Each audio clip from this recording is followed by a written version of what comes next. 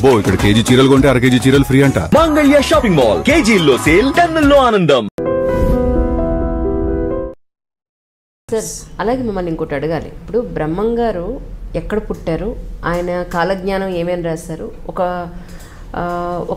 20 ఏళ్ల తర్వాత లేదా ఒక 100 ఏళ్ల తర్వాత ఏం జరుగుతుంది అనేది ఆయన బ్రహ్మంగారి కాలజ్ఞానంలో రాశారు. ఆ పుస్తకం నేను చూడలేదు, మీరు నేను చూసారని అడగండి, నేను నిజంగా చూడలేదు.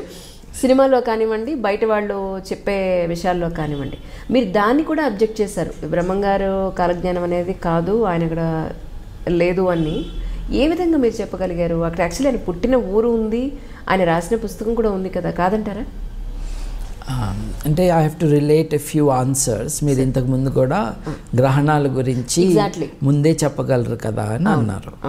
వి will address all of them. Please. Brahmam గారి కంటే ముందు పుట్టిన ఆయన పేరు నోస్ట్రాడామస్. ఆయన సైన్స్లోకి వెళ్ళారు? లేదు, నోస్ట్రాడామస్ సైన్స్ ఏమీ లేదు. నోస్ట్రాడామస్ అనే ఆయన ఫ్రాన్స్లో పుట్టిన ఒక astrologer who was also a physician, అప్పటి డాక్టర్. Okay okay. నోస్ట్రాడామస్ ఇచ్చిన ప్రెడిక్షన్సే అన్నీ నిజమైనాయి. ఆయన హిట్లర్ రాకను కూడా ముందే చెప్పాడు, ప్రపంచ యుద్ధాన్ని కూడా చెప్పేశాడు ఆయన. మీరు నమ్మారా ఆ విషయాన్ని? అదే చెప్తున్నాను. ఎలా సాధ్యం అవుతుంది, ఎప్పుడు ఏది జరుగుతుంది అని ఇన్వెస్టిగేట్ చేశారు. నేను చేయలేదు, ఆల్రెడీ చేసిన వాళ్ళు ఉన్నారు. దాంట్లో తేలింది ఏమిటి అని అంటే, నోస్ట్రాడామస్ ఒక ఇంటాలరెంట్ సొసైటీలో ఉన్నప్పుడు తను రాసింది ఎవరైనా క్లియర్గా అర్థం చేసుకుంటే చంపేస్తారని అప్పుడు చర్చ్ ప్రతి ఒక్కరిని చంపేస్తూ ఉండేది. ఇప్పుడు ఆఫ్ఘనిస్తాన్లో కూర్చొని కవిత్వం రాస్తా అంటే వాళ్ళు కుదురుతుందా? తాలిబాన్ వాళ్ళు లేపేస్తారు. అట్లాంటి టెరిబుల్ కండిషన్స్ ఫ్రాన్స్లో ఉండేవి. క్యాథలిక్ ప్రొటెస్టెంట్ ఐడెంటిటీస్తో ఇబ్బంది. ఈయనేమో ఇంగ్లాండ్లో ఉన్న ప్రొటెస్టెంటిజం వైపు మొగ్గు చూపుతూ ఉండేవాడు నోస్ట్రాడామస్. ఆయన తన కంటెంపరీ ఈవెంట్స్ అన్నీ కూడా అర్థమయ్యి కాని భాషలో, ఈ కాథ్రా అనే ఫ్రెంచ్లో 4 పాదాల కవిత్వం అది రాస్తూ ఉండేవాడు. దాంట్లో హిస్టర్ అన్న పదాన్ని వాడాడు. హిస్టర్ని పట్టుకుని హిట్లర్ అన్నారు. కానీ హిస్టర్ అన్నది ఒక భౌగోళిక ప్రాంతం. ఏదైనా విషయం జరిగితే ఆయన రాసిన దాంట్లో దీనికి సిమిలారిటీ ఉంటే దాన్ని దీనికి అన్వయించుకోవటం, అడాప్ట్ చేయటం అన్నది చేశారనమాట. ఫైనల్గా తేలింది ఏంటి అని అంటే, కంటెంపరీగా జరుగుతున్న విషయాలు ఇంతకుముందు జరిగిన విషయాల్ని తీసుకొచ్చి దాన్ని ఫ్యూచర్లో మాట్లాడినట్టుగా చెప్పారు అని. ఇది 9/11 గురించి కూడా ఆయన చెప్పాడు. 911 అని ఉంది అని ఆయన రాసిన దాంట్లో చెప్పారు. నిజంగా నోస్ట్రాడామస్ 911 రాశాడు. ఓకే. కానీ 911 అంటే అర్థం ఏంటి? 911 అంటే అర్థం 9th month September 11th date అని కాదండి, 911 ఇయర్ అండి, అంతే. ఓకే. ఆయన క్లియర్గా 911 అని రాస్తే నువ్వు దాన్ని అంతా వేరే అర్థాలు చెప్పటం దేనికి? ఆయన రాసిన ఒకటి అర్థం చేసుకున్నది. ద ఇయర్ 911లో Normans, north people will attack అని ఈయన రాశాడు. But they have already attacked కదా, ఈయన 1500లో కదా పుట్టింది. సో పాస్ట్ అంతా ఫ్యూచర్గా రాశాడు ఆయన, భయం వేసి చంపేస్తారు. సో దీన్ని 9/11గా ఇది అన్వయించారు కదా. యాక్చువల్లీ ఒక Canadian research student, PhD scholar, ఆయన ప్రాఫెసీస్ మీద తన పిహెచ్డి, ఫ్యూచర్ చెప్పటం ఇదంతా దాని మీద పిహెచ్డి అయింది. దాంట్లో తమాషాగా ఈయన తను ఒక ప్రెడిక్షన్ రాశాడు, రాసి నోస్ట్రాడామస్ చెప్పాడు అని రాశాడు. సో 9/11 అటాక్ జరిగినప్పుడు చూడు నోస్ట్రాడామస్ అప్పుడే చెప్పాడు అని అందరు మొదలుపెట్టారు. నేను రాశాను ఆయన పేరుతో అని అతను ఇప్పుడు రివీల్ చేశాడు ఆ ప్రెడిక్షన్ని, సో కాల్ ప్రెడిక్షన్ని. అలాగే డిఫరెంట్ అదర్ వర్డ్స్ బై నోస్ట్రాడామస్ని ప్రతి డిజాస్టర్కి అన్వయించుకోవటానికి ప్రయత్నం చేశారు. ఎటువంటి ప్రయత్నం అంటే, నోస్ట్రాడామస్ అన్నదే నిజమైందని మొదటి ప్రపంచ యుద్ధంలో చెప్పారు, రెండో ప్రపంచ యుద్ధానికి కూడా అదే పట్టుకొచ్చి ఇదిగో చెప్పాడని అన్నారు. ఆ తర్వాత 9/11 అటాక్ కూడా అదే అని చెప్పారు. అంటే కెనేడియన్ది కాకుండా ఇతను రాసిన ఒక డిజాస్టర్ ఇది. ఆకాశం నుండి ఒక జాయింట్ బర్డ్ విల్ కమ్ అని ఏదో ఒకటి ఉందన్నమాట. అంటే విమానాలు జాయింట్ బర్డ్ కాబట్టి అవి వచ్చేసి అటాక్ చేసినాయి అని దాన్ని అన్వయించారు. ఆయన 3 చెప్పాడా, 1 చెప్పాడా, అసలు దీని గురించి చెప్పనే లేదా? ఇటువంటి ప్రశ్నలు లేవు. సో ఇవన్నీ మానవ కల్పితాలే, మన అన్వయించుకోవటం. మీరు బ్రహ్మం గారి గురించి అడిగారు. నేను అనేది ఏంటంటే అంత గొప్ప మనిషిని మహిమలతో కట్టివేయద్దు అని. ఓకే. బ్రహ్మం గారు probably the only social scientist of the day. ఆయనకు ముందు సోషల్ రిఫార్మర్స్ ఉన్నారు. ఇప్పుడు మనం సోషల్ రిఫార్మర్స్ అంటే శంకరాచార్యుల వారు, ఆయన ఫిలాసఫర్ అండ్ సోషల్ రిఫార్మర్. ఆయన ముందు కాదు కానీ జీవితాంతంలో చండాలుల్లో కూడా దేవుణ్ణి చూశాడు కదా. తప్పుకో అంటే ఆయన నాలో ఆత్మనా నన్నా తప్పుకోమన్నది, నాలో దేవుణ్ణా అని అడిగేటప్పటికీ ఆయన రియలైజ్ అయ్యాడు అని అన్నారు. సోషల్ రిఫార్మ్లో ఆ మేరకు ఆయన కాంట్రిబ్యూషన్ ఉంది. రామానుజాచార్యుల వారు ఉన్నారు. ఆయన అందరికీ యాక్సెస్ ఉండాలి, డివైన్ మెసేజ్ అని ఆయన చెప్పాడు. These are reformers. But Brahmam garu even more than a reformer. ఆయన ఆడపిల్లలు రజస్వల కాకముందే పెళ్లి చేసుకోవటం అన్నది తప్పు అని చెప్పాడు. కులాల ఈ డిస్టింక్షన్స్ అన్నవి ఉండకూడదు అన్నాడు. అన్ని మతాల వాళ్ళు కలిసి ఉండొచ్చు అని చెప్పాడు. So that is the reform aspect of him. But for me the fascinating aspect of Brahmam గారు is not simply, though it is very important, not simply social reform but as a social scientist. Okay. ఈ developments ముందుకు వెళ్తే ఇంకా ఎటువంటి సమాజం వస్తుంది అని ఆయన ఇమాజిన్ చేశాడు. ఇప్పుడు డచ్ కంపెనీ అని ఉంది, మనం దేన్నైతే ఈస్ట్ ఇండియా కంపెనీ అంటామో, ఈ డచ్ కంపెనీ అన్నది పులికాట్ లేక్ దగ్గర వాళ్ళ హెడ్ క్వార్టర్స్. అక్కడికి ఈయన కడప 250 కిలోమీటర్లు. ఇది చెన్నైకి దగ్గరలో ఉంటుంది. డచ్ వాళ్ళు they already went to Indonesia. వాళ్ళు 1600 సంవత్సరం 1602 నుండి 1605 వరకు వాళ్ళ ఈస్ట్ ఇండియా కంపెనీ వాళ్ళు పెట్టుకున్నారు డచ్ వాళ్ళు. ఇంగ్లీష్ వాళ్ళు 1600 సంవత్సరంలో రాణిగారి దగ్గర నుంచి ఎలిజబెత్ I నుంచి వాళ్ళ కంపెనీకి స్టాంప్ వేయించుకున్నారు.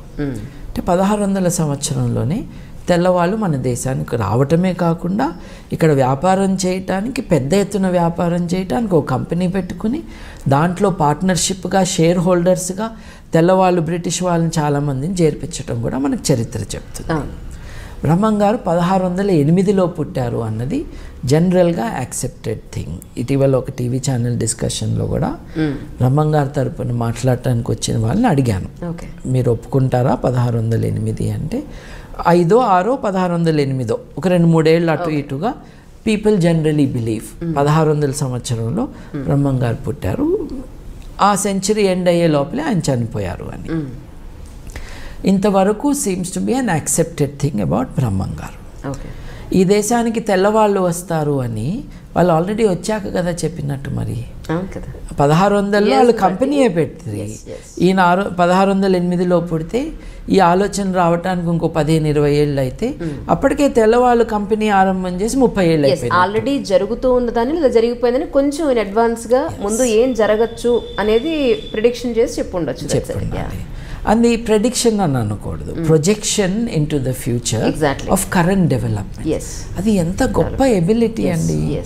అలాగే వీళ్ళు డచ్ వాళ్ళు ఇండోనేషియాని చాలా, డచ్ వాళ్ళు ఇంగ్లీష్ వాళ్ళకంటే చాలా ఘోరంగా డచ్ కొలోనియలిజం నడిచింది. ఇండోనేషియాని నాశనం చేశారు డచ్ వాళ్ళు. ఇండోనేషియన్ ట్రెడిషన్స్ని కల్చర్ని కూడా స్టడీ చేశారు. ఎట్లా అయితే ఇండియన్ ట్రెడిషన్స్ కల్చర్ని ఫ్రెంచ్ వాళ్ళు ఇంగ్లీష్ వాళ్ళు ఇద్దరూ చేశారు, అట్లాగే ది డచ్ స్టడీడ్ ఇండోనేషియా. ఇండోనేషియాలో మనకి తోలుబొమ్మలాట ఎట్లాగో నీడలతో కథలు చెప్పటం అన్నది వాళ్ళకు ఒక విద్య, వాళ్ళ కళ అది. సో రామాయణం కూడా నీడలతో చెప్తారు అక్కడ, అటువంటి విద్య వాళ్ళది. తెర మీద నీడలు. బ్రహ్మం గారు అదే కదా చెప్పింది, కొత్తగా సినిమా అని చెప్పలా, ఆల్రెడీ జరుగుతున్న విషయం చెప్పారు. అలాగే గ్రంథి అనే ఆయన వస్తారు, ఆయనే గాంధీ అన్నారు. ఏమో నిజంగా గ్రంథి అనే ఆయన వస్తాడేమో ముందు గ్రంథి గాంధీ ఒకటి కాదుగా. But I don't think it is possible. It is not possible to divine the future. Science ప్రకారం కానీ ఇంకే విధంగా కానీ it is not possible to divine the future in this way. You can anticipate. ఒక ఫ్యూచరాలజిస్ట్గా టెక్నాలజీ ఇట్లా develop అవుతుంది, మీరు cinema హాల్కి వెళ్ళి సినిమా చూడక్కర్లేదు, సినిమానే మీ ఇంటికి వస్తుందని చెప్పచ్చు. టెక్నాలజీ వాట్ నెక్స్ట్ అనేది మనం ఆలోచిస్తాం. Absolutely. And that is social science. ఆ ఆస్పెక్ట్లో బ్రహ్మం గారు is unparalleled in his ability to think and to create a human approach to all this. ఆడపిల్లలు ఎప్పుడు పెళ్లి చేసుకోవాలి దగ్గర నుంచి ఎవరెవరిని పెళ్లి చేసుకోవాలి దాకా, కులాలు అడ్డం రాకూడదంటము, మతం అడ్డం రాకూడదంటము, ఇవన్నీ గొప్ప విషయాలే కదా. అట్లాగే వితంతువులు కూడా రాజ్యాలు వెళ్తారు అని చెప్పటము. కానీ వితంతువులు రాజ్యాలు వెళ్తారు అన్నది ఆయన చెప్పినప్పుడు నా దృష్టిలో ఆడవాళ్ళకు కూడా మీరు ఈక్వాలిటీ ఇస్తే, వితంతువులను కూడా మీరు మనుషులుగా చూస్తే వాళ్ళు రాజ్యాలను కూడా ఏలగలరు అని ఆయన చెప్పటం. అదిగో ఇందిరాగాంధీ అన్నారు. అప్పటికి ఇండియా లేదు కదండి, అప్పుడు అన్ని చిన్న పిల్ల రాజ్యాలు కదా. ఇప్పుడు ఆయన ఉన్న దేశం కూడా, రాజ్యం కూడా ముస్లింలు పరిపాలిస్తున్న దేశం. సో ఇదంతా భారతదేశానికి అన్వయించుకుంటే ఎట్లా? అప్పటికి భారతదేశమే లేదు కదా. కంపెనీ వాళ్ళు కూడా, ఇంగ్లీష్ కంపెనీ కానీ డచ్ కంపెనీ వాళ్ళు కూడా అప్పుడు కేవలం వ్యాపారం చేస్తూ ఉన్నారు. వాళ్ళు 100 సంవత్సరాలు వ్యాపారంలో వచ్చిన ఖండకావరం కావచ్చు, బలుపు కావచ్చు, ఆ రిసోర్సెస్ కావచ్చు, వాటిని వాడుకుని కదా భారతదేశాన్ని అదుపులోకి తెచ్చుకుంది వాళ్ళు. So when he was alive and saying these things, they were not our rulers, there was no India. సామ్రాజ్యాలు ఉండే అంతే. సార్, అలాగే మిమ్మల్ని ఇంకోటి అడగాలి. ఇప్పుడు బ్రహ్మం గారు ఎక్కడ పుట్టారు, ఆయన కాలజ్ఞానం ఏమేమి రాశారు, ఒక 20 ఏళ్ల తర్వాత లేదా ఒక 100 ఏళ్ల తర్వాత ఏం జరుగుతుంది అనేది ఆయన బ్రహ్మంగారి కాలజ్ఞానంలో రాశారు. ఆ పుస్తకం నేను చూడలేదు, మీరు నేను చూసారని అడగండి, నేను నిజంగా చూడలేదు. సినిమాలో కానివ్వండి, బయట వాళ్ళు చెప్పే విషయాల్లో కానివ్వండి, మీరు దాన్ని కూడా అబ్జెక్ట్ చేశారు. బ్రహ్మంగారు కాలజ్ఞానం అనేది కాదు, ఆయన ఇక్కడ లేదు అని. ఏ విధంగా మీరు చెప్పగలిగారు? అక్కడ యాక్చువల్లీ ఆయన పుట్టిన ఊరు ఉంది, ఆయన రాసిన పుస్తకం కూడా ఉంది కదా, కాదంటారా? అంటే I have to relate a few answers. మీరు ఇంతకు ముందు కూడా గ్రహణాల గురించి ముందే చెప్పగలరు కదా అని అన్నారు. We will address all of them. Brahmam గారి కంటే ముందు పుట్టిన ఆయన పేరు నోస్ట్రడామస్. ఆయన సైన్స్లోకి వెళ్ళారు? లేదు, నోస్ట్రడామస్ సైన్స్ ఏమీ లేదు. నోస్ట్రడామస్ అనే ఆయన ఫ్రాన్స్లో పుట్టిన ఒక astrologer who was also a physician, అప్పటి డాక్టర్. నోస్ట్రడామస్ ఇచ్చిన ప్రెడిక్షన్సే అన్నీ నిజమైనాయి. ఆయన హిట్లర్ రాకను కూడా ముందే చెప్పాడు, ప్రపంచ యుద్ధాన్ని కూడా చెప్పేశాడు ఆయన. మీరు నమ్మారా ఆ విషయాన్ని? అదే చెప్తున్నాను. ఎలా సాధ్యం అవుతుంది, ఎప్పుడు ఏది జరుగుతుంది అని ఇన్వెస్టిగేట్ చేశారు. నేను చేయలేదు, ఆల్రెడీ చేసిన వాళ్ళు ఉన్నారు. దాంట్లో తేలింది ఏమిటి అని అంటే, నోస్ట్రడామస్ ఒక ఇంటాలరెంట్ సొసైటీలో ఉన్నప్పుడు తను రాసింది ఎవరైనా క్లియర్గా అర్థం చేసుకుంటే చంపేస్తారని అప్పుడు చర్చ్ ప్రతి ఒక్కరిని చంపేస్తూ ఉండేది. ఇప్పుడు ఆఫ్ఘనిస్తాన్లో కూర్చొని కవిత్వం రాస్తా అంటే వాళ్ళు కుదురుతుందా? తాలిబాన్ వాళ్ళు లేపేస్తారు. అట్లాంటి టెరిబుల్ కండిషన్స్ ఫ్రాన్స్లో ఉండేవి. క్యాథలిక్ ప్రొటెస్టెంట్ ఐడెంటిటీస్తో ఇబ్బంది. ఈయనేమో ఇంగ్లాండ్లో ఉన్న ప్రొటెస్టెంటిజం వైపు మొగ్గు చూపుతూ ఉండేవాడు నోస్ట్రడామస్. ఆయన తన కంటెంపరీ ఈవెంట్స్ అన్నీ కూడా అర్థం అయ్యి కాని భాషలో, ఈ కాథ్రా అనే ఫ్రెంచ్లో 4 పాదాల కవిత్వం అది రాస్తూ ఉండేవాడు. దాంట్లో హిస్టర్ అన్న పదాన్ని వాడాడు. హిస్టర్ని పట్టుకుని హిట్లర్ అన్నారు. కానీ హిస్టర్ అన్నది ఒక భౌగోళిక ప్రాంతం. ఏదైనా విషయం జరిగితే ఆయన రాసిన దాంట్లో దీనికి సిమిలారిటీ ఉంటే దాన్ని దీనికి అన్వయించుకోవటం, అడాప్ట్ చేయటం అన్నది చేశారనమాట. ఫైనల్గా తేలింది ఏంటి అని అంటే, కంటెంపరీగా జరుగుతున్న విషయాలు ఇంతకుముందు జరిగిన విషయాల్ని తీసుకొచ్చి దాన్ని ఫ్యూచర్లో మాట్లాడినట్టుగా చెప్పారు అని. ఇది 9/11 గురించి కూడా ఆయన చెప్పాడు. 9/11 అని ఉంది అని ఆయన రాసిన దాంట్లో చెప్పారు. నిజంగా నోస్ట్రడామస్ 9/11 రాశాడు. ఓకే. కానీ 9/11 అంటే అర్థం ఏంటి? 9/11 అంటే అర్థం 9th month September 11th date అని కాదండి, 911 ఇయర్ అండి అంతే. ఓకే, ఆయన క్లియర్గా 911 అని రాస్తే నువ్వు దాన్ని అంతా వేరే అర్థాలు చెప్పటం దేనికి? ఆయన రాసింది ఒకటి అర్థం చేసుకున్నది. ద ఇయర్ 911లో Normans, north people will attack అని ఈయన రాశాడు. But they have already attacked కదా, ఈయన 1500లో కదా పుట్టింది. సో పాస్ట్నంతా ఫ్యూచర్గా రాశాడు ఆయన, భయం వేసి చంపేస్తారు. Okay okay. సో దీన్ని 9/11గా ఇది అన్వయించారు కదా. యాక్చువల్లీ ఒక Canadian research student, PhD scholar, ఆయన ప్రాఫెసీస్ మీద తన పిహెచ్డి, ఫ్యూచర్ చెప్పటం ఇదంతా దాని మీద పిహెచ్డి అయింది. దాంట్లో తమాషాగా ఈయన తను ఒక ప్రెడిక్షన్ రాశాడు, రాసి నోస్ట్రాడామస్ చెప్పాడు అని రాశాడు. సో 9/11 అటాక్ జరిగినప్పుడు చూడు నోస్ట్రాడామస్ అప్పుడే చెప్పాడు అని అందరు మొదలుపెట్టారు. ఓకే, నేను రాశాను ఆయన పేరుతో అని అతను ఇప్పుడు రివీల్ చేశాడు ఆ ప్రెడిక్షన్ని, సో కాల్ ప్రెడిక్షన్ని. అలాగే డిఫరెంట్ అదర్ వర్డ్స్ బై నోస్ట్రాడామస్ని ప్రతి డిజాస్టర్కి అన్వయించుకోవటానికి ప్రయత్నం చేశారు. ఎటువంటి ప్రయత్నం అంటే, నోస్ట్రాడామస్ అన్నదే నిజమైందని మొదటి ప్రపంచ యుద్ధంలో చెప్పారు, రెండో ప్రపంచ యుద్ధానికి కూడా అదే పట్టుకొచ్చి ఇదిగో చెప్పాడని అన్నారు. ఆ తర్వాత 9/11 అటాక్ కూడా అదే అని చెప్పారు. అంటే కెనేడియన్ది కాకుండా ఇతను రాసిన ఒక డిజాస్టర్ ఇది. ఆకాశం నుండి ఒక జాయింట్ బర్డ్ విల్ కమ్ అని ఏదో ఒకటి ఉందన్నమాట. అంటే విమానాలు జాయింట్ బర్డ్ కాబట్టి అవి వచ్చేసి అటాక్ చేసినాయి అని దాన్ని అన్వయించారు. ఆయన 3 చెప్పాడా, 1 చెప్పాడా, అసలు దీని గురించి చెప్పనే లేదా? ఇటువంటి ప్రశ్నలు లేవు. సో ఇవన్నీ మానవ కల్పితాలే, మన అన్వయించుకోవటం. మీరు బ్రహ్మంగారి గురించి అడిగారు. నేను అనేది ఏంటంటే, అంత గొప్ప మనిషిని మహిమలతో కట్టివేయద్దు అని. బ్రహ్మంగారు probably the only social scientist of the day. ఆయనకు ముందు సోషల్ రిఫార్మర్స్ ఉన్నారు. ఇప్పుడు మనం సోషల్ రిఫార్మర్స్ అంటే శంకరాచార్యుల వారు, ఆయన ఫిలాసఫర్ అండ్ సోషల్ రిఫార్మర్. ఆయన ముందు కాదు కానీ జీవితాంతంలో చండాలుల్లో కూడా దేవుణ్ణి చూశాడు కదా.